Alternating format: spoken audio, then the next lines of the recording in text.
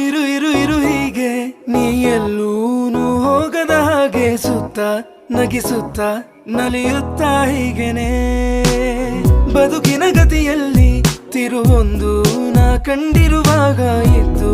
ಎದುರಿದ್ದು ಹಗ್ಮಾಡು ಸುಮ್ಮನೆ ಮತ್ತೆ ಆಗಿರುವೆ ಮುಖಾಮುಖಿ ಇದರರ್ಥ ಋಣವಿನ್ನು ಬಾಕಿ ಇನ್ಮುಂದೆ ಹಿಂದಿನ ದಿನಚರಿ ಇನ್ನೆಲ್ಲ ಖಂಡಿತ ಹೇಳು